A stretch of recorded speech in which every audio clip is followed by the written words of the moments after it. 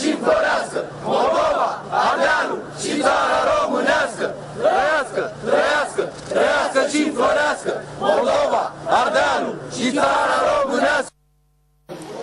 Zeci de oameni s-au adunat în fața Ambasadei Republicii Moldova din București. Este vorba despre cetățeni români, dar și moldoveni, și împreună au plecat în marș către Ministerul Afacerilor Externe, de unde au cerut de asemenea un punct de vedere. Oamenii spun că nu se vor opri aici și sâmbătă se vor urca în autocare și vor merge la Chișinău pentru a se alătura mișcării stradale pentru unire de acolo.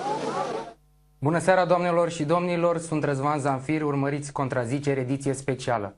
Un patriot român a fost săltat de pe stradă de securiștii din Republica Moldova și expulzat în România. A primit interdicție să intre în statul vecin, în țara fraților noștri de peste Prut, timp de 5 ani, pentru că a încercat să organizeze un eveniment pro-unire.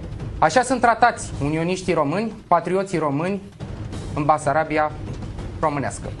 Discutăm despre toate acestea alături de invitații mei din această seară: Corneliu Vadim Tudor, președintele Partidului România Mare, căruia îi mulțumesc pentru că a acceptat invitația noastră. Bună seara! Constantin Codreanu, președintele executiv al Consiliului Național al Reîntregirii, vă mulțumesc și dumneavoastră. Bună seara!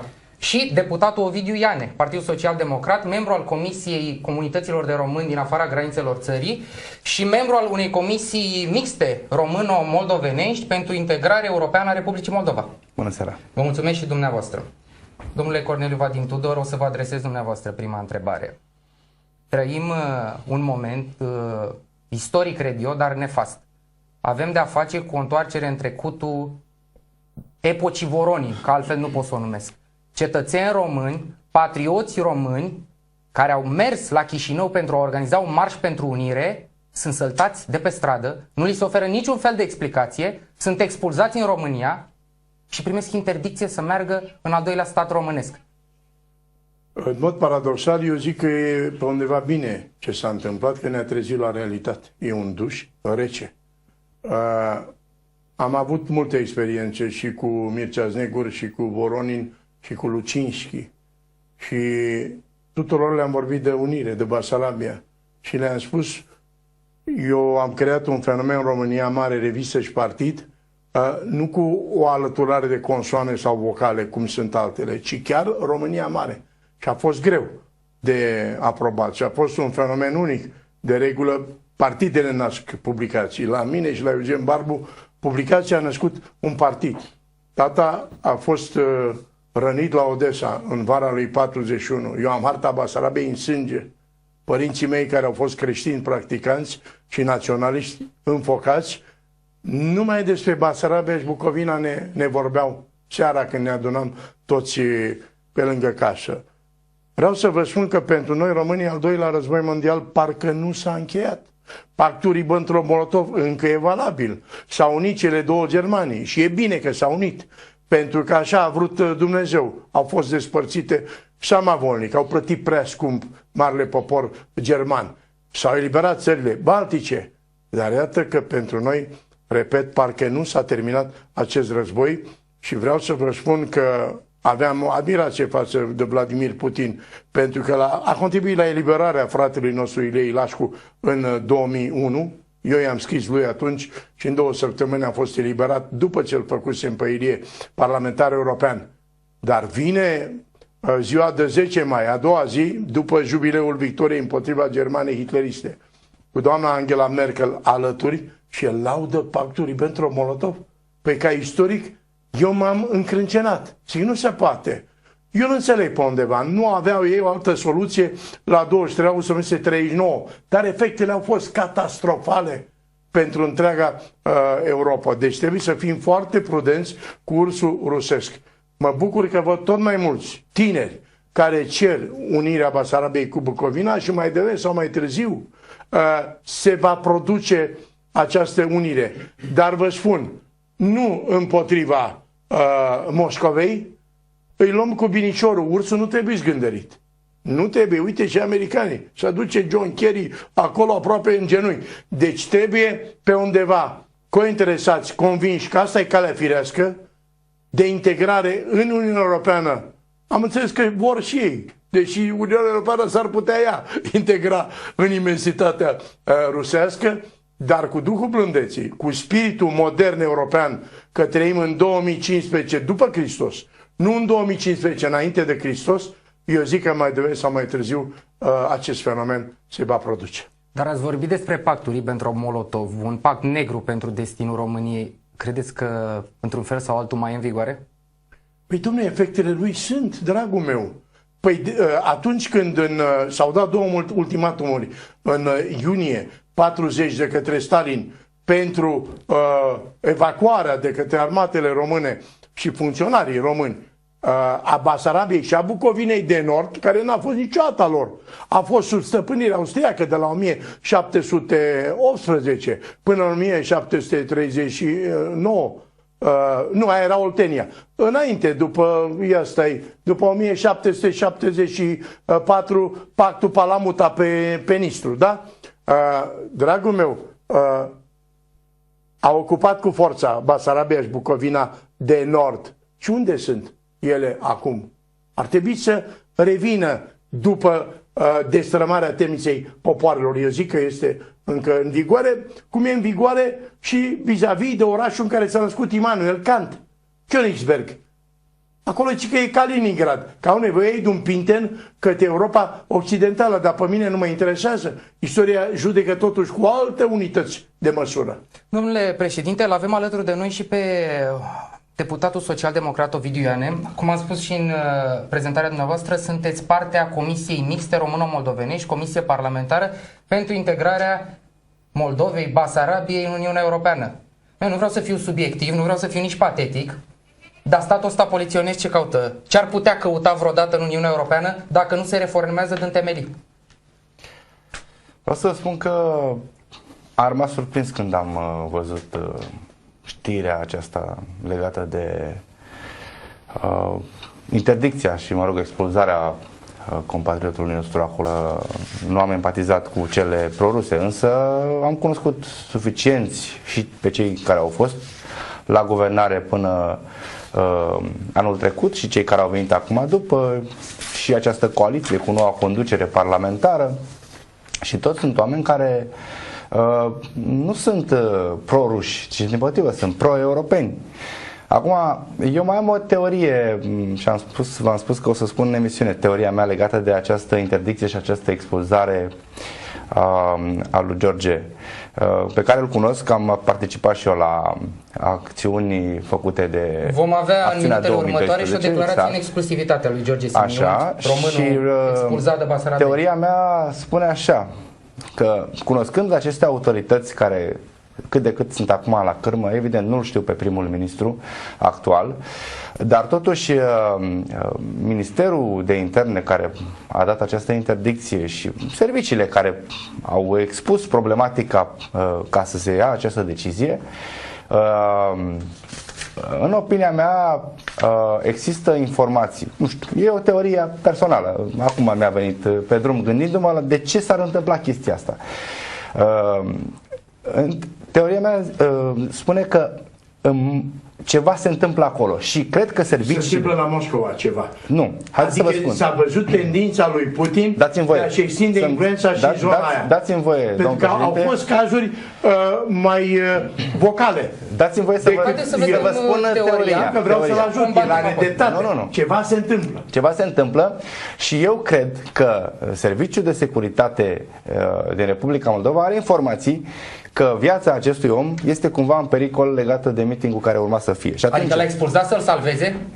L-a expulzat ca să-l salveze. Probabil că au primit semnale că este cumva amenințat el și alții de acolo. Și atunci, ca să nu existe un incident de mult mai grav, și anume, cine știe ce se mai putea întâmpla. Nemțov, ca la Boris Nemțov. Adică să se întâmple, Doamne ferește, ceva, să fie agresat, să fie, eu știu, poate chiar și executat, dacă nu, așa, atunci au preferat să ia această măsură, fără să dea prea multe explicații, Pentru că nu există explicații oficiale, niciun fel de răspuns. Nu există explicații logice aici la acest lucru, da?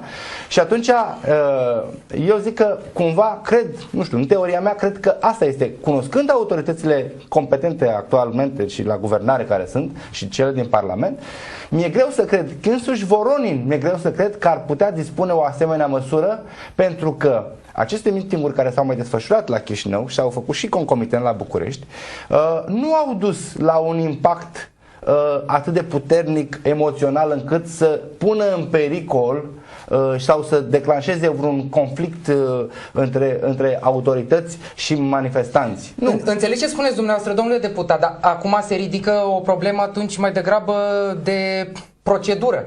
Dacă astfel înțelege să protejeze viața chiar a unui cetățean român, guvernul de la Chișinău, înseamnă că țara nu e sub control și înseamnă că iarăși n-are ce căuta în Uniunea Europeană. Există un pericol iminent și s-a observat și în cazurile de terorism care sunt în Occident și oriunde. Că în Basarabia nu e vorba de terorism. Nu, dar când există un pericol iminent la adresa unei persoane, unei personalități, o expulzăm, o declarăm de regulă autoritățile de forță intervin în... Păi să salvăm și noi viața membrilor Iobic atunci și să aplicăm un tratament similar. Membrii Iobic, din câte știu, sunt interziși. Nu sunt interziși.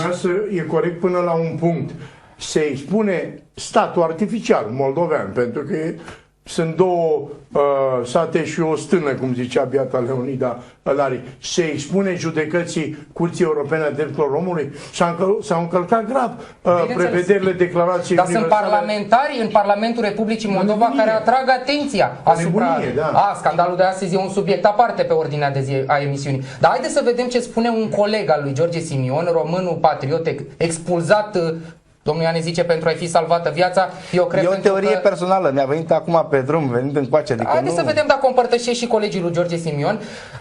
Constantin Codreanu, ești președintele executiv al Consiliului Reîntregirii Național al Reîntregirii, da. Din Republica Moldova. Nu, este o organizație care există și acolo și aici. E o organizație mixtă? A fost înființată de fostul premier al Republicii Moldova, Mircea Druc. Recentul, apropo, interzis și dânsul în Ucraina, de data asta. Și viața domniei sale probabil în pericol. Da, înțeleg. Am râs un pic de teoria domnului deputat Iane, dar mă rog, fiecare are dreptul la opinie dar și orice... Exact.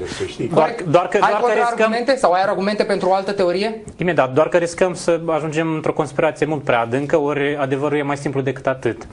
Și o să subscriu celor spuse de domnul președinte Vadim Tudor că efectul acestei interdicții bate în două direcții și poate avea atât un efect pozitiv cât și unul negativ.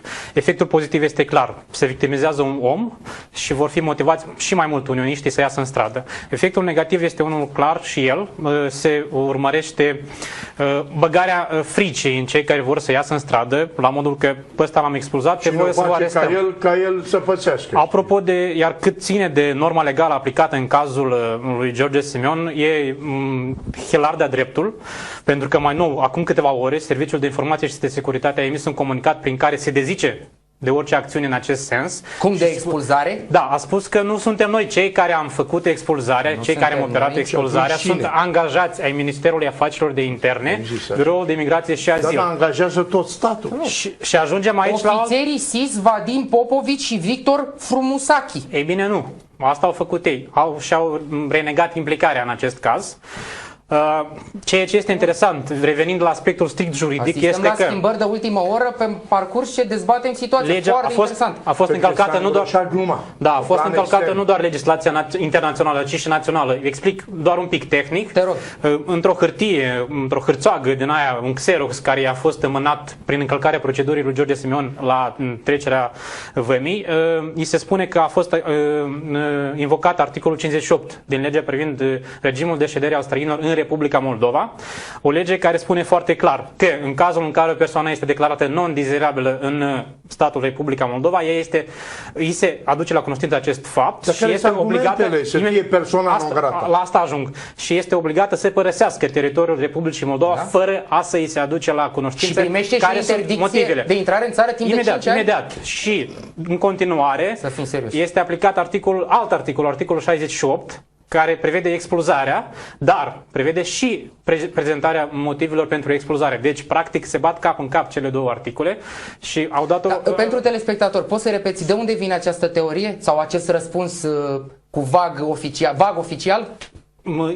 I-a fost o hârtie, un Xerox, care i-a fost prezentat lui George Simon atunci. De către cine? De către Serviciul de Frontieră. Poliția de Frontieră i-a amânat un Xerox la plecare.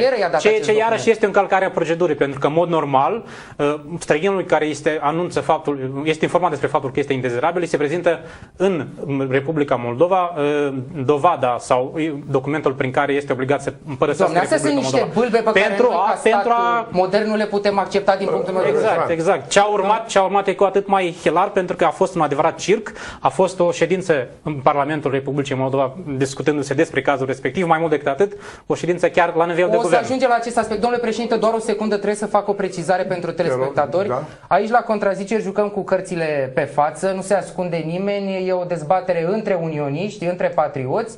Domnul deputat Iane a vrut să și marcheze această trăsătură politică a domniei sale. Pentru domnul Vadim Tudor, explicațiile sunt de prisos, iar un patriot care luptă pentru unitatea românilor din ambele state, iarăși nu are nevoie de declarații. E în prima linie a frontului, cum se spune. Vreau să vă spun următorul lucru. Am să-mi folosesc relațiile pe care le am la Moscova și am destule, pentru că am fost vicepreședinte al Senatului României, am cutreierat toată lumea. I-am întâlnit și pe Dimitri Rogozin, l-am întâlnit în adunarea parlamentară a Consiliului European în 2001 și el a fost primul care a semnat rezoluția pentru eliberarea lui Ilie Ilascu. M-am dus la el, zic, Dimitri, tu știi despre ceva, e o farsă ordinară, condamn un om la moarte care e și bolnav, avea pancreatită cronică. Zice, dă-mi imediat, Vadim, și a semnat. Pe urmă a venit la București în vizită oficială, era deja vicepremier, și mi-a plăcut că i-am trimis până șofer seara la Vila Dante o ladă plină cu vodka, cu băuturi, coniac, ce le place lor, cu rușii, dacă nu te porți așa, îi iei dușman pe viață și, mă rog, ce te costă? Am intrat în logica lor. Și în 2006 am fost în vizită oficială la Moscova, m-am întâlnit cu Serghei Lavrov. Trebuia să vină și Putin, era o manifestare a senatelor europei. Putin, în ultima instanță, a fost informat de serviciile secrete că se va ridica problema Anei Politkovskaya și aveam o carte de aforisme apărută la Petersburg. Pe pagina de gardă am poza mea la mormântul lui Dostoevski din Panteonul din Petersburg. Am depus un coș de flori și alături și la Tchaikovsky. Și i-am zis, Serghei, cum îl mai cheamă, că el e armean, știi? El e armean rusificat, Lavrov. Zic, uite, am o carte în limba rusă, am poze multe cu el, omul, vezi, aici Putin e inteligent, nu se schimbă diplomația de la un regim, de la un guvern la altul. Au fost Molotov sau Cicerin, au fost ani întregi, au rezistat sub Stalin. Eu le voi scrie mâine. Am îndurărat, cum am scris, și pentru Iulia Timoșenko. Am auzit, înțeles că e pe moarte, eram în Parlamentul European, am apărat-o pentru un discurs la Strasburg și nu știu cât a contribuit, dar poate 1% faptul că în Parlamentul European s-a vorbit despre acea femeie, poate a contat. Și de asemenea mâine se inaugurează centrul de presă sau cultural al Federației Ruse în România și mă voi vedea cu ambasadorul Marginov și am să-i expun situația. Eu mi-am câștigat statutul și autoritatea să spun ce gândesc. Să-i spun că lumea dă vina pe uneltele Moscovei de acolo, să se implice și ei. Să iau atitudine, să arate că nu sunt vinovați cu nimic. Cred că avem o informație. Da. Președintele Partidului România Mare ne garantează că mâine voi vorbi cu Oleg Marginov la ora 20. Ambasadorul Rusiei la București va lua cunoștință. Va lua cunoștință pentru că s-a creat o problemă aici, într-o țară a Uniunii Europene, datorită vecinătății cu un spațiu unde iradiază influența Moscovei. Păi rusofonii au făcut asta, că nu românii, ce Dumnezeu. Păi da, avem chiar o declarație a lui Vladimir Voronin, unul dintre apostolii conceptului de popor moldovenesc. Au făcut și un dicționar. Da, și limba până nu de mult oficială a Republicii Moldova era chiar o rușine, în Constituție. Cine-i Voronin? Eu l-am prezit în 2001 la Strasburg, conducea ședința lor Russell Johnston. Și el a venit în calitate de așa zis președinte să laude cum au eliberat ei în mod democratic pe Ilie Ilașcu. Și m-a ridicat și i-am zis, nu ți-e rușine, domn. Vii aici în Forumul Suprem al Europei să spui minciuni. Voi l-ați condamnat la moarte. Păi știi cum a fost Ilie? Cum s-a întâmplat? Că eu l-am întrebat. Am stat la un pahar de vin, zic, ce s-a întâmplat, mă, cu tine? Zice, domnul președinte, cum vorbește el ca un urs, așa, din zona Transnistriei, parcă, din ce zonă e pe acolo? Zice, m-au scos de 3 ori în curtea interioară a închisorii, m-au legat la ochi, mi-au citit sentința de condamnare la moarte și de 3 ori au tras cu gloanțe în jurul meu, mi-am imaginat ca o aureolă de sfânt. Zic, mă, sigur nu erau gloanțe oarbe? Nu că eu sunt omul al războiului, el a luptat în Afganistan, a fost major. Zice, am simțit mirosul de praf de pușcă. Bă, dacă îi ceda inima, tu îți dai seama cât sadism îți trebuia. Da, vorbeam de tehnicile de la Guantanamo, dar iată un exemplu și din cealaltă parte. Nu mi-e rușine nici cu unii, nici cu alții. Ia să ne mai lase poporul ăsta să-și hotărască soarta. O să vreau să urmărim și declarația făcută în exclusivitate pentru Neptun TV de către George Simion, patriotul român despre care vorbim în această seară, dar înainte de toate o să vă citesc o declarație care probabil va stârni enervare în rândul celor prezenți aici în platou și sunt convins și în rândul multor telespectatori care ne privesc.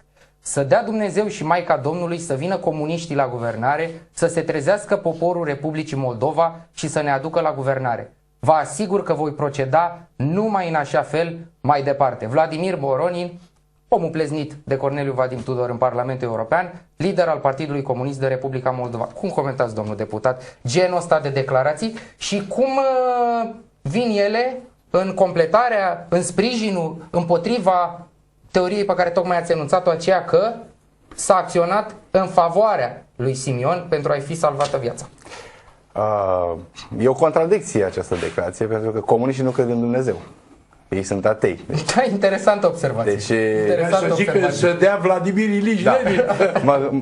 Fiecare cu sfinții lui. Dacă zicea de Lenin sau de Putin, mai ziceam. Dar așa de Dumnezeu mi-e greu să cred că crede în ceea ce spune. Pe de altă parte, discursul lui întotdeauna a fost duplicitar, în sensul că și când a fost la guvernare și a închis țara, țara mergea în jos și el tot susținea că merge în sus. După ce a plecat de la guvernare și era un dezastru acolo, i-a acuzat pe cei care au venit că au dus țara de râpă, când țara era de râpă rău de tot. Adică, în ceea ce privește venirea comuniștilor la guvernare, nu știu ce să vă zic, am avut o mare spaimă la alegerile de anul trecut, pentru că și-am stat așa cu inima mică, pentru că mi-era teamă de această... Iertați-mă că vă întrerup atât de brutal, dar trebuie să o fac. Dar ce comuniștii nu sunt la guvernare în momentul de față? Sunt în Republica Moldova? Sunt într-o coaliție fragilă, ca să zicem așa. Susțin guvernul? Susțin guvernul. Se guvernează pe voturile comuniștilor din Parlament? Da, se guvernează, dar stați o secundă, că totuși această coaliție fragilă care cât de cât zic eu că funcționează, și-a declarat această continuare a drumului către Europa. Adică nu s-a venit cu discursul... Cu expulzări de patrioți români, cum mărșăluiesc spre Europa? Poate cu spatele? Eu vă repet, am fost surprins de această întâmplare, adică de acest lucru. Sincer, nu mă așteptam. Și, repet, cunoscând anumite autorități publice, parlamentari și alți oameni din executivul Republicii Moldova, de acolo, vă spun, sunt total surprins, nu înțeleg adică de ce s-a ajuns aici. Pe de altă parte, acum mai e o chestiune care e posibil să mai fie și asta o parte de teorie, să se acționeze așa, brutal, ca cumva să se creeze un clișeu și acest clișeu să se meargă la Bruxelles, să zică, uite dom'le, ăia de acolo nu merită să vină în Europa. Uite dom'le, ăia încă sunt comuniști, ăia încă sunt stat polițienesc. Orice speculație e posibilă și plauzibilă, dar faptul concret e următorul. Un om complet nevinovat care a manifestat pentru idealurile sale în Europa a secolului 21 este expulzat ca un criminal de război. Așa ceva nu le poate lăsa indiferenți. Te găsim căile de a face cunoscut la Bruxelles, la toate cancelarele europene, această samavolnicie. Dar eu am o mare problemă în ceea ce privește acum acuzele care le putem noi aduce Republicii Moldova. Chiar noi acum, trebuie să aducem acuze Republicii Moldova? Nu, Pentru că dacă noi acum... nu toată Republica e de vină. Nu, păi... Dar guvernului putem să-i aducem? Implicit. Deci dacă aducem guvernului, aducem autorității publice, aducem... Păi cine Cine l-a expulzat, domnule, pe George Simion? Nu s-a expulzat singur. Dați-mi voie să vă spun... Deci... Doar un moment, dacă pot să intervin. Vă rog, chiar vă rog. Imediat. Apropo, O secundă ca să nu uităm de ideea cu... Dați-i 10 secunde. dați-mi E Basarabean, are dreptul la replică, numele Republicii Moldova. Pe mine mă miră surprinderea dumneavoastră în condițiile în care același... Te surprins de surprinderea domnului deputat? Exact, aproape tautologic. Același George Simion, în decembrie 2014, a avut aceleași probleme la intrarea în Republica Moldova, când a fost anunțat, iarăși la hotar, că nu mai are voie să intre în Republica Moldova. A fost ținut acolo câteva ore. Cu ce argumente de data? Iarăși, fără absolut niciun document, fără absolut niciun argument. Doar securitatea din Basarabia o fi garda de corp a domnului Simion. Ca, după câteva ore de scandal public, după câteva interpelări ale unor deputați cu adevărat români din Parlamentul de la Chișinău, dacă vrei să poți se să dai anuleze. și nume, trebuie să înțelegem că nu toți politicienii din Basarabia agrează practicile de tip Voronin. Dacă vrei să dai nume, poți oricând. Și a fost anulată interdicția respectivă, fără a-i se aduce scuze, fără a-i se prezenta motivele. Deci nu înțeleg de ce vă surprinde această expulzare. Mă surprinde pentru că în contextul actual avem niște acorduri deja semnate de Republica Moldova pe acest parcurs european și mă gândesc că implicit este o asumare totală atât a statului cât și a autorităților. Ce altceva vă poate convinge că nu e așa decât un gest din ăsta total ilegal, total abuziv? Eu am înțeles că sunt de acord, este abuz, este de condamnat, este deplorabil ce se întâmplă, este strigător la cer. Însă, întrebarea mea este alta. Trebuie noi acum să sărim la gâtul. La gâtul. Dați-mi voie că e important ce vă spun. Haideți să vedem raționându-vă la capăt. Deci, și eu sunt sceptic. Nuanța. Trebuie noi să sărim la gâtul Republicii Moldova acum, pentru că dacă noi sărim la gâtul Republicii Moldova acum și nu cumva încercăm să aplanăm această situație, la gâtul lui Lupu, Filat și Voronin putem să sărim? Se scandalizează. La gâturile reunite. Un balaur. L-am întâlnit la Atena. O hidră. L-am întâlnit la Atena, reuniunea Parlamentelor Europene, plin de el, plin de ifose, se cădea Bill Clinton cel puțin. E un prost ăsta. Ca să înțelegeți ce vreau să spun. Aș semnala problema la Bruxelles. Corect. Și aș semnala-o la modul la care eu vreau și sunt partenerul de drum al Republicii Moldova și sunt partenerul de... Dacă era Basarabia în Uniunea Europeană, nu-și permitea nimeni să mai facă așa. Deci aș da-o la mine. Și n-aș critica atât de mult. E corect, bateți la ușă deschisă. Nu turnăm gaz peste foc și așa ei se țin într-un fir de păr. Bruxelles de-abia așteaptă să găsească motive ca să mai pună niște restricții, niște amânări, niște chestiuni care mai dau satisfacție Moscova. O ridicați în Comisia Parlamentară Mixtă din care faceți parte? Absolut. Haideți să vă spun cum a procedat ambasada României la Chișinău. A aflat în după amiaza zilei de 13 mai, din surse publice, despre reținerea de către reprezentanții Biroului Imigrației și Azil a Republicii Moldova a cetățeanului român George Simion. Misiunea diplomatică a luat imediat legătura cu autoritățile competente ale Republicii Moldova, Ministerul Afacerilor Interne și Biroul de Migrație și Azil și a solicitat clarificări. O cerere formală în acest sens a fost adresată Ministrului Afacerilor Externe și Integrării Europene. În paralel, ambasada l-a contactat pe cetățeanul român pentru a asigura întreaga asistență care ar fi putut fi necesară. Păi asta cred că face și societatea civilă și presa. Acum, eu înțeleg că nu trebuie să turnăm gaz pe foc. Eu sunt convins că nu avem o datorie morală, istorică, spirituală față de Basarabia pentru a o aduce cât mai aproape de noi, iar acest aproape poate fi doar în Uniunea Europeană. Și ce mă doare pe mine sufletul față de un act de o bădărănie fără precedent, noi mereu suntem invitați la prudență și la delicatețe. Ăștia sunt niște golani și răufăcători ai istoriei, domne. Cum distrugi un destin? Chiar așa. Și ce semnal dai? Să nu mai faceți, să nu mai cereți unirea. Dar ce să cerem atunci? Și cui trebuie să ridicăm două degete, să cerem un drept istoric? Ia să ne mai lasem pe aceștia. Bun, avem declarații ale domnilor Marian Lupu și Vlad Filat, partea hidrei de care vorbeam puțin mai devreme, a balaurului pe care poate ar trebui să-l menajăm pentru a nu pune gaz pe foc. Marian Lupu, liderul Partidului Democrat în Republica Moldova. Ce-o fi democrat în această declarație, vă las pe dumneavoastră să stabiliți. Organele de stat sunt obligate să acționeze conform legii. Nu se admit acțiuni care duc la lichidarea statalității. Și uite cine vrea să fie președinte la Chișinău, că el a vrut să fie președinte. Să nu uităm că în ultima vreme au fost peste 100 de cetățeni din diverse țări cărora ori nu le-a fost admisă șederea, ori li s-a propus frumușel să plece. Această persoană, dar și frumușel ăsta importă niște grade de comparație. Această persoană nu reprezintă organele oficiale ale țării vecine, referire la George Simion. Nici într-un fel asemenea acțiuni nu vin să afecteze relații bilaterale. Pe scurt, vă traduc. George Simion nu e demnitar. Pe cale de consecință, nu avem o problemă cu statul român. Cetățenii statului român ies din calea discuțiilor bilaterale. Dacă era un deputat, dacă domnul Iane, dumneavoastră participați, vedeți, purtați un tricou cu semnele organizației al cărui lider e George Simion, persoană extradată.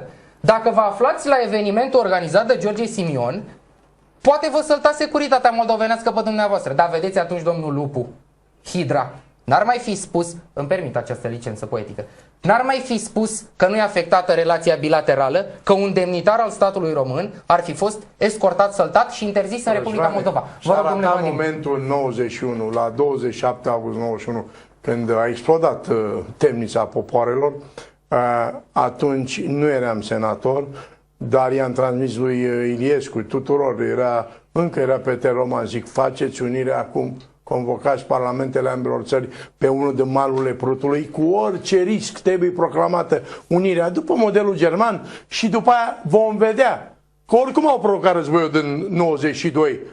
Dom'le, dacă suntem bărbați, rezistăm, dar îi punem în fața faptului împlinit și nu se mai ajungea până aici. Au trădat aici și Iliescu și Snecur, din păcate. Domnule Iane, mă întorc la dumneavoastră. Dumneavoastră susțineți o organizație care își propune, citez, lichidarea statalității Republicii Moldova?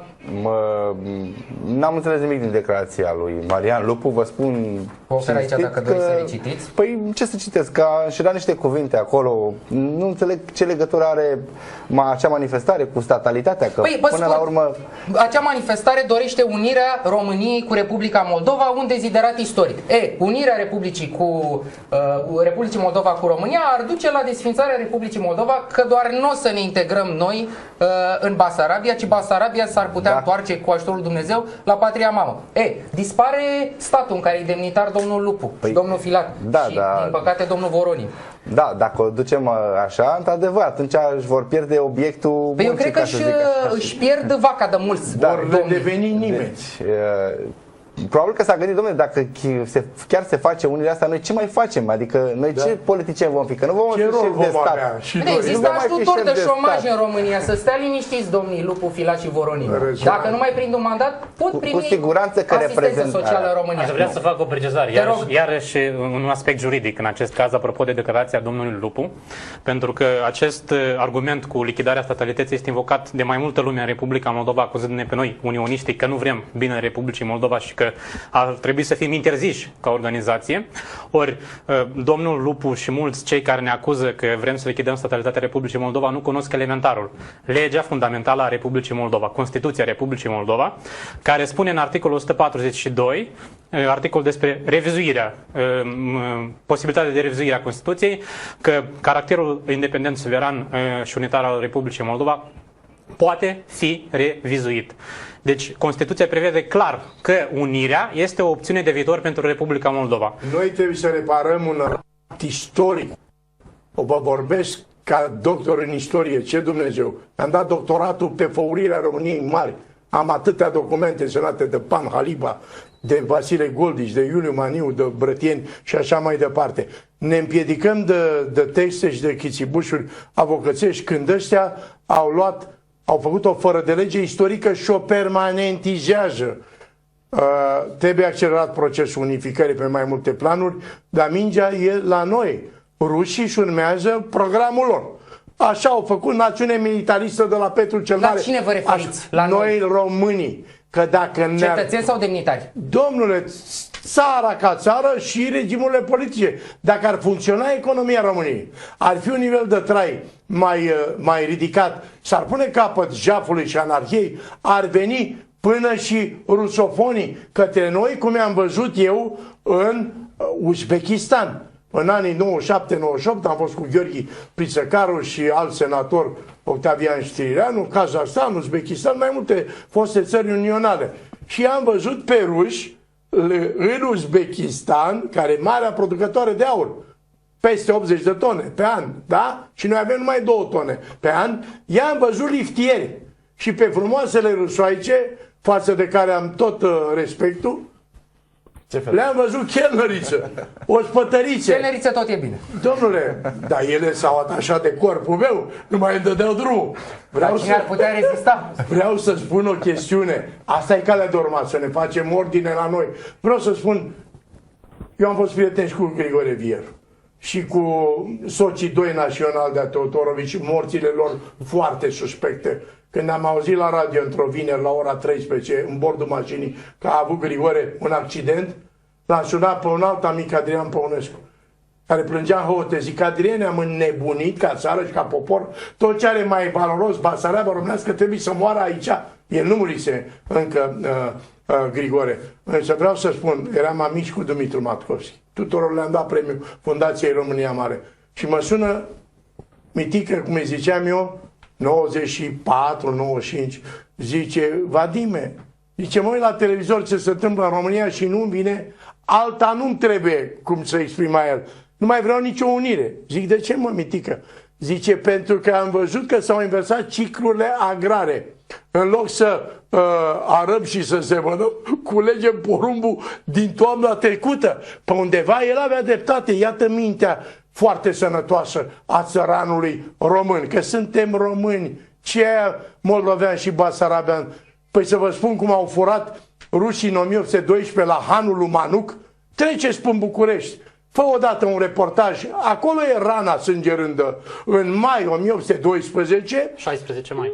Da? Era dragomanul Moruții, care era spion, era spionul turcilor. Era pentru ruși lucra. Dom'le, nu ceda nimic pentru că eu voi ataca Rusia. Ăsta a dat-o rușilor și atunci Kutuzov și toți ceilalți s-au grăbit. Acum s-a dat ordin, încheiați pacea. Și au luat un teritoriu care n-a fost niciodată al lor. Eu știu istoria lor pe minute. Știu că la 1920 țarul Alexandru I, care mai avea puțin de trai, că a murit în 25, mânca de viermi. Ia uite incubația bătăii lui Dumnezeu. Cine a năpăstuit popor român a fost crunt bătut de Dumnezeu.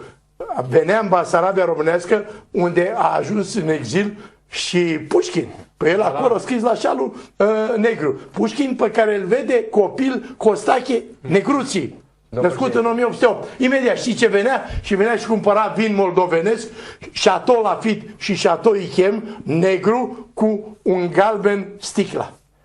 Să ne întoarcem puțin în prezent. Domnul Ovidiu Iane vrea să facă o serie de completări. Foarte scurt, pentru că o să ne despărțim pentru pauza publicitară, dar revenim cu discuția. Vreau să spun că sunt frumoase poveștile. Dar noi acum trebuie să înfruntăm realitatea. Eu zic că am făcut dovadă confrunt. Nu. Și trebuie să ne gândim ce facem și cum facem ca să obținem acest deziderat, și anume unirea. Pentru că până la urmă degeaba stăm la povești, ne amintim cum era, ce era, dacă nu facem ceva. Păi vă spun eu, criteriile de aderare sunt cunoscute. Eu știu cum a intrat Croația ca al 28-lea stat membru, pentru că i-a sprijinit catolicii. Era Papa Benedict al XVI-lea, pe care l-am cunoscut la Vatican, era o forță catolicismul în Europa și i-au ușurat foaia de parcurs. Trebuie captat centri de putere ca să ușureze aderarea Basarabiei. Domn președinte, nu e numai asta, pentru că, din nefericire, acolo este un conflict care Europa nu vrea să și-l asume, să și-l integreze în Uniunea Europeană. Transnistria. Ăla e butoiul cu pulbere, cu fitilul aprins. Mai e armata 14 acolo? Este. Este în continuare. Ce armament are acolo? Nu știe nimeni ce armament are. Partea proastă e că la sfârșitul anului trecut au adus armament nou. Aici vreau să vă spun. Dialogul 5+2, dialogul și această negociere 5+2 și dialogul 5+2 este în impas de mai bine de 3 sau 4 ani. Anul trecut parcă se mai întrezărea așa niște încercări de a mai se... E un subiect foarte interesant, trebuie detaliat, dar după o scurtă pauză publicitară revenim cu completările făcute de domnul deputat și eu adresez o întrebare care nu permite decât un răspuns cu da sau nu invitațiilor din platou. Revenim imediat. Eram la Liceul Românesc din Chișinău, Gheorghe Asachi, unde aveam o discuție cu cadrele didactice de acolo pentru a stabili viitoare școli de vară, atât pentru cadrele didactice cât și pentru tinerii din Basarabia. La final, după întâlnire, am coborât din liceu, intram în mașină, când am fost încercuit de ofițeri SIS, care mi-au spus să vin fără a se legitima, fără a spune cine sunt, au zis că doar tu ne știi. Au spus să îi însoțesc pentru 2 minute pentru niște lămuriri la ei la sediu. M-am urcat în mașină, m-au dus la un sediu pe Lev Tolstoi 41, Lev Tolstoi Colț cu 31 august, pentru cei care știu Chișinău. Acolo mi-a fost înmânat de un ofițer de la Migrație și Azil o decizie conform căreia sunt declarat indezirabil pe teritoriul Republicii Moldova pe o perioadă de 5 ani. Eu nu am nici măcar o amendă de circulație în Republica Moldova, n-am încălcat legislația de acolo deloc. Organizația noastră există de 5 ani și militează pentru unirea pașnică prin voință populară. Adică ne dorim să avem o majoritate unionistă și pe o parte și pe alta a Prutului care să voteze pentru unire. Am fost luat de acolo, de la acel sediu de pe Lev Tolstoi și urcat în mașină. Nu mi s-a permis să-mi iau efectele personale, haine, nimic. M-au dus direct la vamă, unde m-au trecut prutul și nu mi-au dat nici măcar hârtia prin care mi se spunea că sunt interzis 5 ani. O să vă arăt acum hârtia care mi-au dat-o până la urmă, o copie Xerox, cum mi-au dat-o ei, vi-o arăt și vouă. Hârtia este una lipsit de orice temei legal.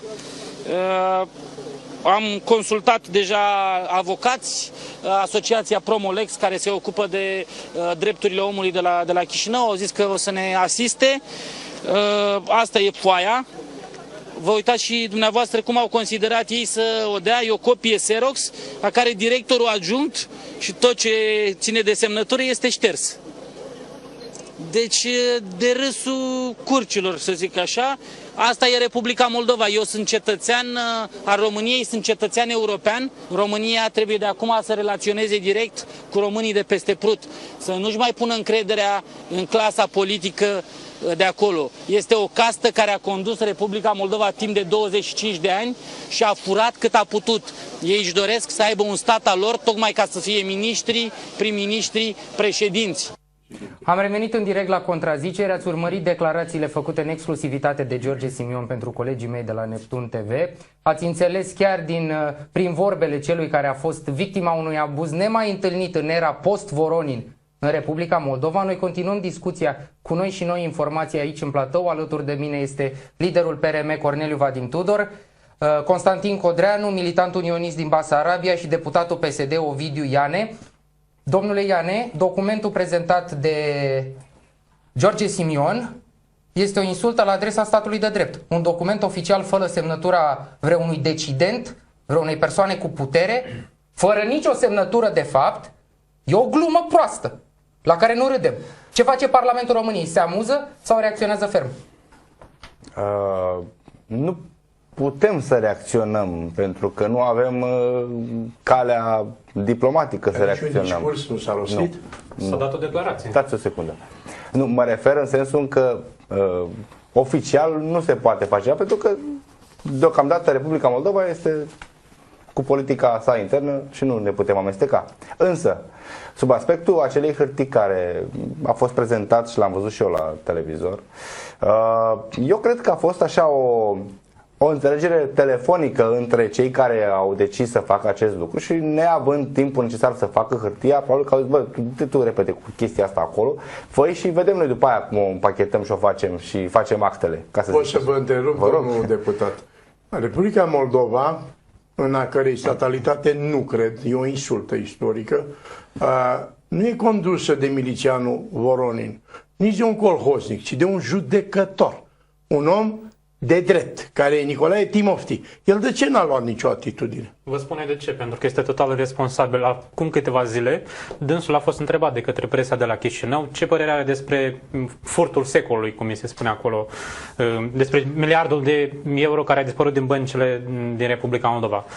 Răspunsul a fost alucinant, demn pentru un site de satiră. A zis: nu știu, nu mă interesează, eu am alte probleme, mă gândesc în alte parte. Nu, asta trebuia să fie prioritatea lui. Eu l-am cunoscut la Cotroceni. Cred că era 1 decembrie, ceva de genul ăsta, o recepție organizată de Traian Băsescu. Eram cu Teodor Mereșcanu și cu Nicolae Băcăroiu. Și l-a adus Băsescu și în dreptul nostru, l-am salutat. Părea un bătrânel cum se cade, dar dacă el adoptă politica strusului, n-are ce căuta acolo. Exact. Bun, domnule Vadim Tudor, ați avut multe mandate de parlamentar. 4 și unul de europarlamentar. Bun, vreau un sfat de la un parlamentar cu experiență către parlamentarii, poate la primul mandat, poate la al doilea, poate la al X-ulea, dar fără relevanță, care n-au simțit nevoia să aibă nicio declarație publică. Domnul Ovidiu Iane va avea dreptul la replică, pentru că sunt convins că pregătește o declarație în plen măcar cu privire la acest aspect. Dar ce ar trebui să facă parlamentarul român? Sau mai bine spus, ce ați face dumneavoastră în Parlament? Ce am făcut noi? Vă rog. Când am fost eu, amicul meu regretat Adrian Păunescu, Răzvan Teodorescu, alt amica meu din tinerețe, Radu Câmpeanu, Mircea Ionescu Chintus, venerabili, în cazuri mai mult sau mai puțin asemănătoare, care vizau interesul național, noi luam atitudine. Când a fost moștenirea Gojdu în 2006, vine mitropolitul Ardealului, Laurențiu un subiect Streza, care merită o emisiune, o serie de emisiuni. Măi, Răzvane, vine și nu-l lasă unii senatori din un anumit partid, nu intru în amănunte, și nu i-au dat voie la microfon. Și eu atunci m-am dus, eram vicepreședintele Senatului. Bă, fraților, vine urmașul Andrei Șaguna, păstorul a 6 milioane de români ortodoxi în Transilvania, și se ridice o problemă a durerii românești. România e jefuită, moștenirea Gojdu însumează sunt 8 imobile ultracentrale în Budapesta, în valoare de circa 2 miliarde de euro. S-a făcut un sistem de pickpockets, de bidon, s-a rostogolit. L-au vândut ea din Ungaria mafiei israeliene, prinde orbul, scoate ochii, le mai smulge de acolo. Și nu i-au dat voie. Și atunci s-a ridicat și Adrian Păunescu și Radu Câmpeanu. Și eu le-am mai zis o frază. Zic, bun, asta înainte erau senatori de drept. Asta e teoria dumneavoastră. De oficial a semnat Guvernul României. Și patriarhul. Oficial Guvernul României. Păi da, dar vine Mihai Răzvan Ungureanu, vine ministrul de externe Mihai Răzvan Ungureanu să ne păcălească pe noi. Zice, nu, am făcut o nouă fundație de recuperare. Zice, domnul Ungureanu, nu ți-e rușine, domnul? Bun, haideți să ne întoarcem. Vinzi nouă gogoși. Voi ați capitulat în fața mafiei străine. Deci trebuie să fie rostite. Nu e posibil. Nu există nici vot imperativ, cum acum greșește DNA-ul. Nu poți să pui pistolul la tâmplă senatorului și deputatului ales, votează așa sau așa. Îi votează cum îi dictează conștiința. Da, conștiința e imperativă, existența ei? Dragul meu. Vă rog. De ce s-a făcut separația puterilor în stat în 1755 de Montesquieu? Legislativă, executivă, judecătorească. Pentru că Montesquieu zice în genialitatea lui, cine are o putere tinde să abuzeze de ea. Lasă așa cum e. Lasă legislativul, pentru că mai devreme sau mai târziu ăștia își rup gâtul. Dar dacă procuratura și SRI-ul încalecă Parlamentul, e rău. Nu-i apăr pe corupți. Să mă bucur când mafia ajunge în pușcărie. Am scris un pamflet pe tema aceasta. Dar, repet, nu cu forța. Deci, eu l-aș ruga pe domnul deputat să facă în Parlament ceea ce scrie pe tricoul domniei sale. Așteptăm, domnule deputat, un răspuns, o voce în Parlamentul României. Eu, din câte știu, nu sunteți singurul deputat unionist. Am avut declarații chiar în Republica Moldova referitoare la unire. Am avut o declarație care a fost preluată de toată media rusească la un moment dat și la radio Eco Moscou au vorbit o oră jumătate de mine despre ideea. A fost o declarație bazată pe cetățenia aceasta care se tot vehiculează și am spus, dom'le, este aberant să dai cetățenie română unor români. Zic, în mod normal, toți cetățenii din Republica Moldova sunt de drept Simptom români. de nemulțumire? Da, pentru că nu. Și să vă spun, dar era o declarație și de, cum să vă spun eu, și cu tentă din aceasta politică, dar și cu, ca să forțez un pic nota.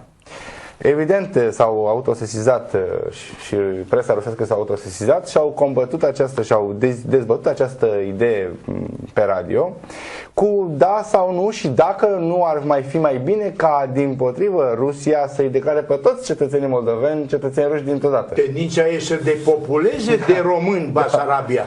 Să fie o zonă a nimănui. Cu siguranță că voi avea o intervenție politică în Parlament pe această temă. Însă revin totuși la ceea ce spuneam mai devreme. Aici trebuie să gândim foarte, foarte, foarte bine cum intervenim noi politicienii și cei din România. Pentru că eu vreau să mă așez lângă Republica Moldova, să o țin de mână, ca să zic așa, în fața Bruxellesului și nu vreau să torn gaz pe foc. Corect. În situația asta, pentru că este o situație explozivă. Acum, dacă noi venim și sărim... E delicată. Și sărim... Le dăm pretexte, exact, să spună n-au ce căuta barbarii. Sunt unul dintre cei mai rezonabili oameni din presa românească și cred că cei care mă cunosc știu despre ce vorbesc, dar mi se pare că nu punem gaz pe foc în relația cu Budapesta. Nu punem gaz pe foc nici în cazul abuzurilor care se petrec la Chișinău. Noi nu punem gaz pe foc nicăieri. Am înțeles că nu suntem o țară petrolieră, dar totuși, domnule deputat, măcar o delegație de parlamentari români s-ar putea deplasa la Chișinău. Îi poate expulza. Aș vrea să fie expulzat un parlamentar român la Chișinău. Dom'le, ceva trebuie. Să jucăm, domne, cu cărțile Noi pe trebuie masă. să ieșim din imobilism. Haideți să vă spun o chestiune legată de diplomația aceasta a Uniunii Europene. Știți ce se întâmplă? Ungaria este vehementă și are caracterul acesta așa mai coleric, ca să zic, în cadrul Uniunii, ca stat membru. Nu e foarte luată în seamă. Așa e. Dar e lăsată în pace. E respectată la limita că sunt interese germane mari. Dar atenție. Uniunea Europeană acum și noi nu trebuie să ne poziționăm acum ca un stat recalcitrant. Că nu este firea noastră. Noi n-am fost niciodată un stat recalcitrant. Nu, am fost un stat pasiv. Am fost un stat pasiv. Așa este. Nu tot timpul. Dar în ultimele 2 decenii am fost pasiv. Am fost pasiv nu numai în ultimele decenii, cred că în ultima 1000 de ani am fost pasiv. Să știți. Am avut ultima 1000 de ani. Haideți să vă spun, am avut așa niște puseuri de revenire la spiritul acesta românesc, dar slabe și la durate mari de timp. Prea multe cozi de topor, domnul deputat. Haideți să vă spun. Avem cea mai mare producție de cozi de topor, păcatul locuitor. Aveți dreptate. Dar măcar să le exportăm. Am ratat unirea în 91. Aveți dreptate. Dar poate avem o șansă acum. Domnule deputat, pe tricoul dumneavoastră scrie 27 martie 1918, ceea ce înseamnă că n-am fost pasivi chiar tot timpul în ultima 1000 de ani. Da, îi dau cuvântul lui Constantin Codreanu pentru că simțea nevoia să facă o declarație. Precizez că nu trebuie să diabolizăm în totalitate Parlamentul de la București, pentru că o să dau citire declarației unui deputat liberal din Parlamentul Republicii Moldova. Nu despre asta am vrut să vorbesc, ci despre faptul că există o declarație a unor deputați, senatori din Parlamentul și din Senatul României. O putem găsi pe info.ro. Sunt peste 20 de deputați senatori care au semnat această declarație și prin care condamnă. Din toate partidele politice? Da, pentru că Platforma Unionistă Acțiunea 2012, a cărei președinte este George Simeon. Chiar din toate? Poftim? Chiar din toate partidele? Are un grup. Trebuie să ridic o minge la domnului fost senator, dar mă rog. Credeam că este subînțeles că UDMR-ul n-are cum să semneze o astfel de declarație. Era o întrebare capcană, că nu-i partid politic. E o organizație non-guvernamentală care face guvernul. Păi da, asta am zis eu de prima oară și care ia bani și ca Uniune Culturală și ca partid. Haideți să revenim la și ziceam că Platforma Unionistă Acțiunea 2012, care președinte este George Simeon, are semnat un pact de colaborare cu anumiți deputați și senatori care fac parte din grupul Unirii. Deci există deja parlamentari de la București care susțin în mod deschis, inclusiv domnul Ovidiu pardon. Domnul Ovidiu Iane, de asta l-am și invitat. E unul dintre parlamentarii care prezent aici, care susțin acest deziderat. În rest, cât ține de delicatețea la care ne invită domnul Iane, este una... Prudența este una deloc rațională, pentru că în ultimii 25 de ani asta am făcut. Am fost prudenți. Haideți să nu vorbim despre unire, că vin comuniștii. Comuniștii au venit oricum. Haideți să nu vorbim despre unire, că reîncepe nu știu ce... A început oricum. Deci nu mai este loc, nu mai este timp de delicatețe. Vreau să-i spun tânărului nostru confrate Codreanu că în 27 martie 1991 a fost o mare manifestare comemorativă, nu era un jubileu, a unirii din 1918 la Casa Centrală Armatei din București, la Sala Bizantină, cu statuile alea colosale. Patriarhul Teoctist, mitropolitul Ardealului Antone Plămădeală, care era basarabean, mitropolitul Olteniei Nestor Voricescu, toți trecuți de timp în lumea celor dărți, foarte mulți oameni trăiau încă mari cărturare țării, pe care ne-am deplasat cu mașinile la cimitirul Cernica, unde era mitropolitul Basarabiei Gurie, dacă nu mă înșel. Am poze de acolo, am rostit și eu un discurs, era o emulație. Era o emulație. Ne-am stins pe parcurs. Nu ne-am stins în totalitate. Domnul Ovidiu Iane e dovada că există parlamentari în Parlamentul României, în exercițiul funcțiunii, care încă mai cred că unirea e un deziderat realizabil. Nu? Da, credeți în unire? Eu zic că 80% din români cred, domnule. Hai să fac, eu sunt sociolog la bază. Este făcut public un sondaj anul trecut, care spune foarte clar, 85% dintre cetățenii români am aproximat ca sociolog. Cum să nu? Unire. Bun, dar rămâne deschisă o discuție. Filat, Lupu, Voronin nu mai intră în calcul, vorbim de partidele politice democratice. Cine la putere pe ăștia două? În funcție Voronin. Pe care le dezonorează. Dacă mă întrebați pe mine, Voronin cine îl ține? Moscova îl ține. Bun, deci în momentul de față e evident că toată coaliția guvernamentală e ținută în spate de voturile Partidului Comuniștilor. Cât au ăștia din 101 deputați? 30. Da? O treime. 30. Nu e o cifră impresionantă? Da. Comuniștii arată o proporție demografică, nu? Vreun grup lipsit de importanță în Parlament. N-a zis nimeni. Nu, dar cu toate acestea nu au miniștri în guvern. Asta e foarte interesant. Oferă voturile dezinteresate. Ca să poată să critique ulterior. Da, e o strategie politică. Domnule Iane, vă întrebasem puțin mai devreme despre unire. Am stabilit din capul locului că vorbim între patrioți, între unioniști aici. Dar ce faceți dumneavoastră și ceilalți 20 de parlamentari? Păi cum, dacă vă aveți vreo întrevedere cu domnul Lupu sau cu domnul Filat, Partidul Liberal Democrat, Partidul Democrat, nu vă e frică că o să... Lupu numai la grădina zoologică. Păi e simplu, ce ziceam mai devreme, articolul 142 din Constituție. Și Filat la coafor, dacă vreți. Evident că vom deschide subiectul. Mai mult decât atât, urmează o ședință a Comisiei Comune.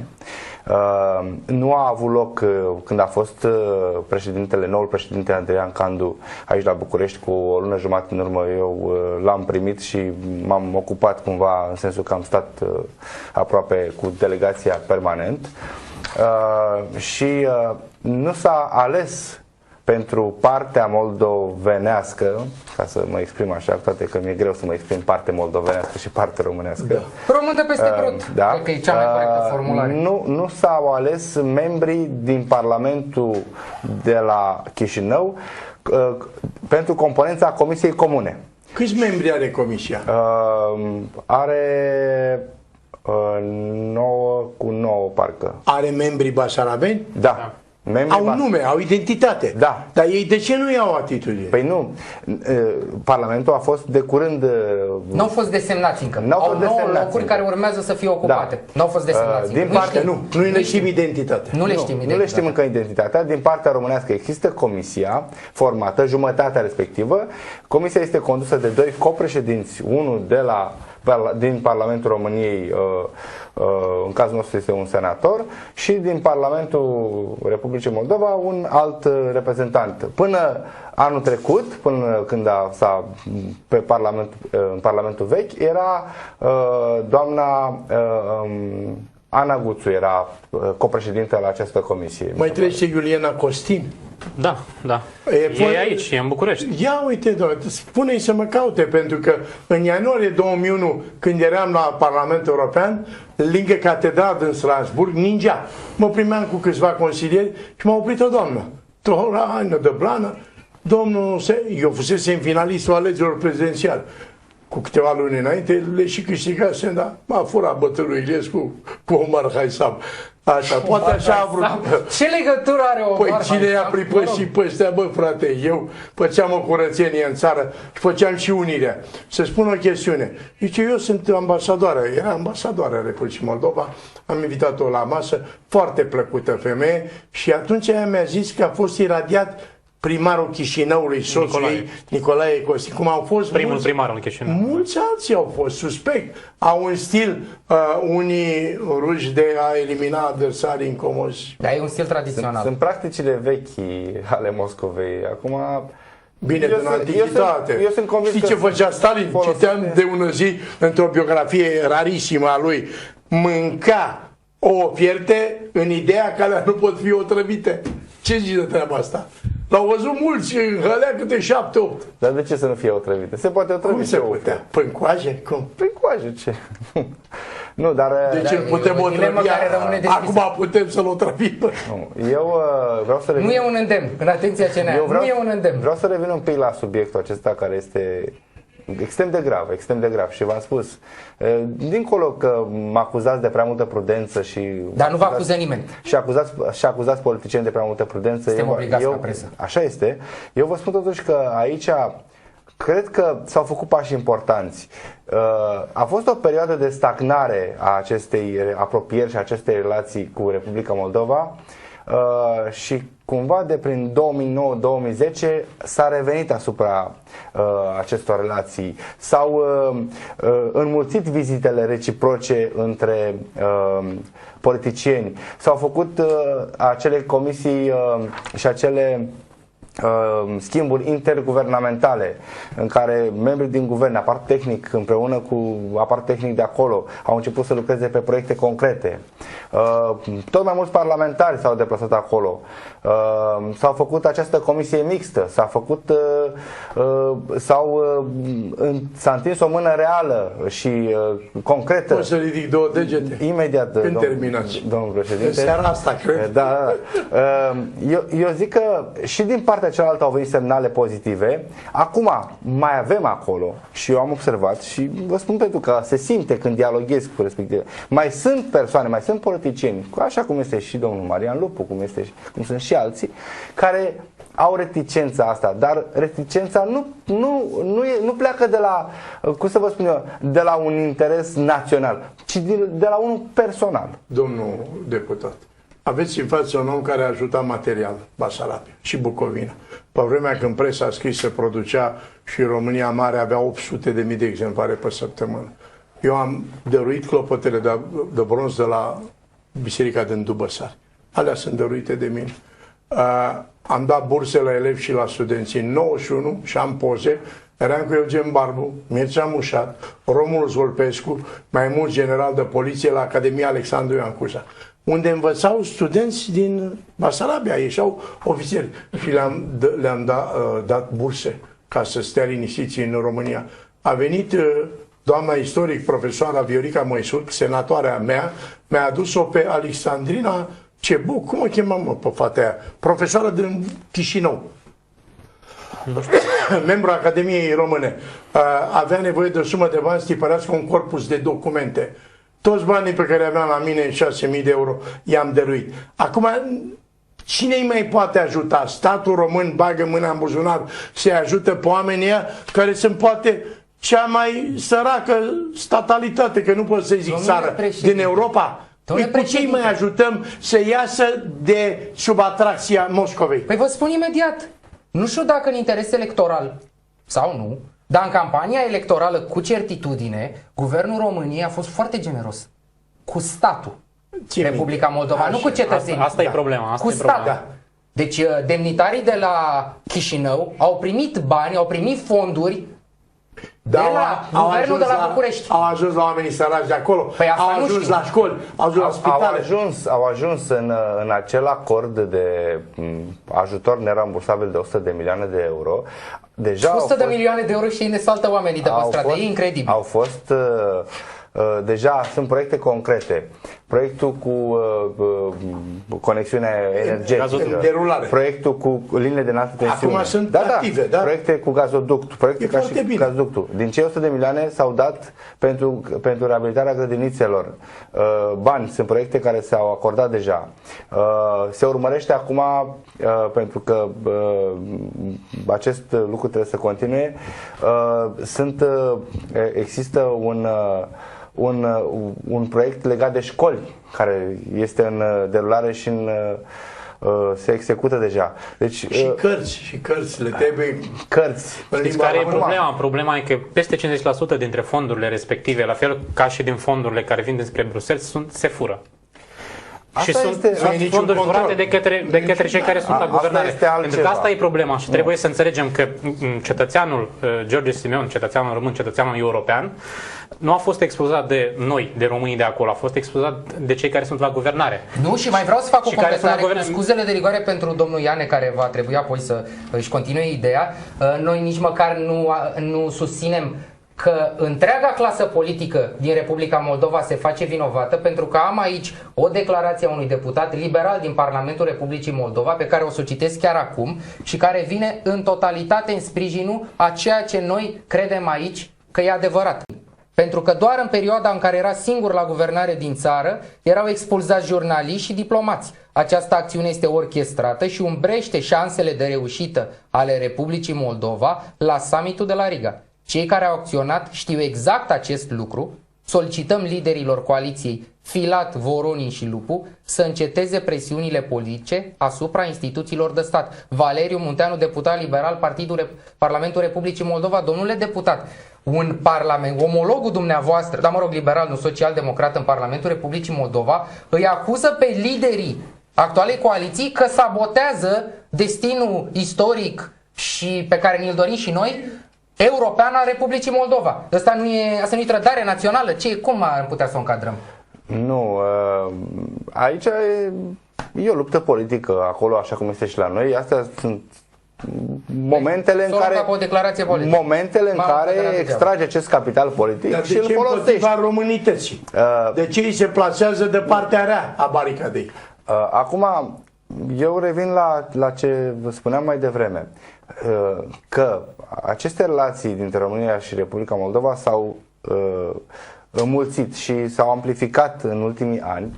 Asistăm, și așa cum spunea și domnul președinte, la o efervescență a tinerilor de ambele părți. Există această dorință. Este cel mai mare câștig, tineretul.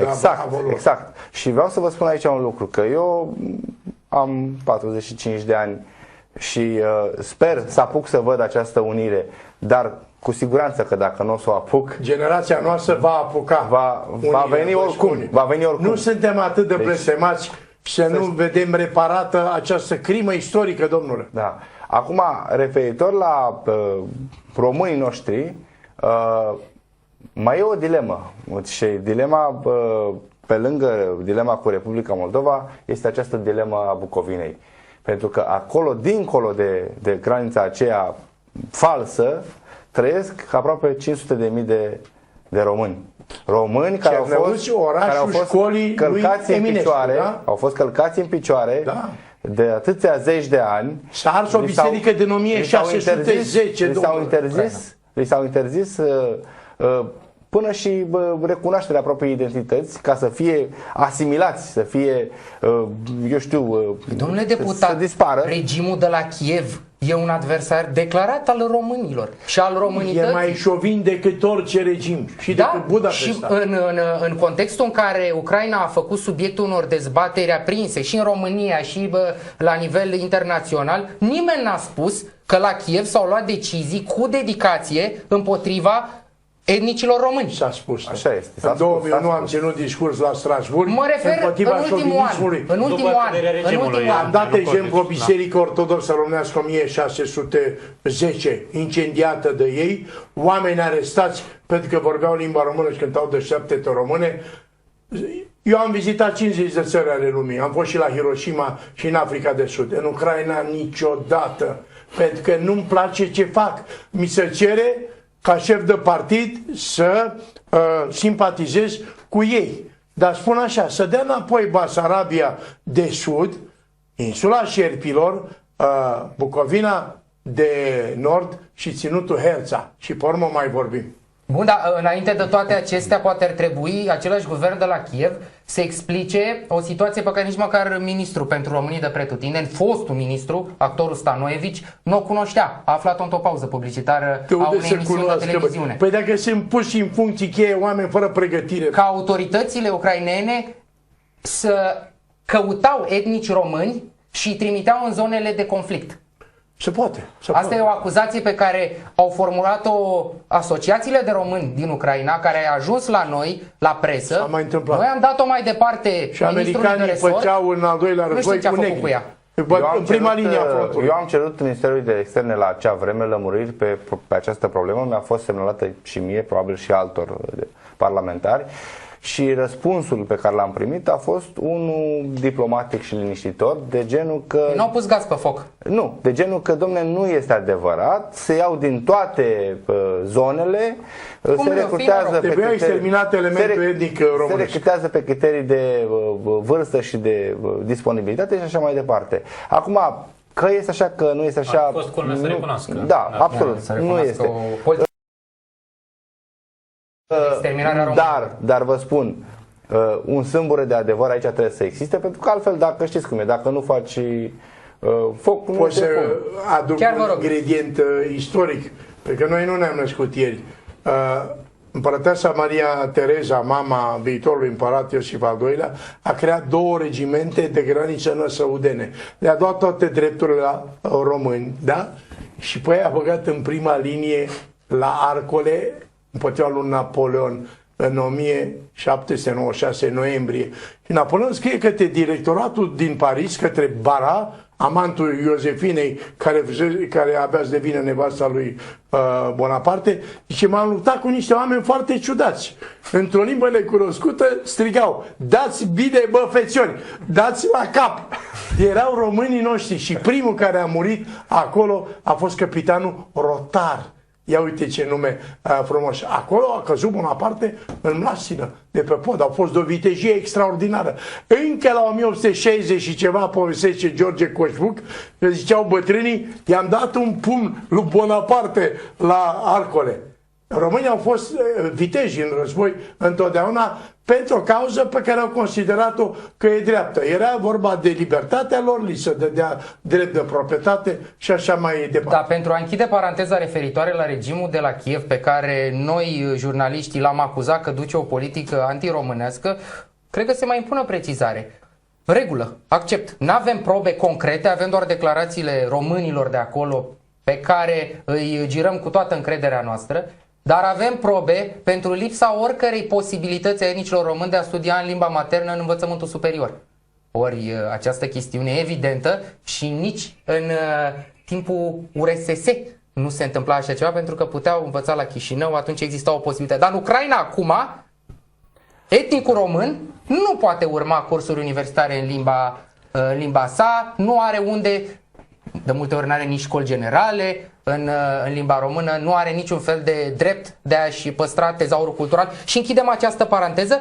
Revenim acum, în schimb, la o chestiune foarte interesantă. Prim-ministrul Republicii Moldova l-a convocat pe ministrul de interne, a cerut lămuriri și a acuzat procedurile neclare în speța Simion. Vă adresez acea întrebare la care răspunsul trebuie să fie da sau nu. Și încep cu dumneavoastră, domnule președinte. Da. Se mai poate face unirea României cu Republica Moldova în timpul vieții noastre? Am spus-o și o repet categoric, da. pentru că e datoria vieții noastre.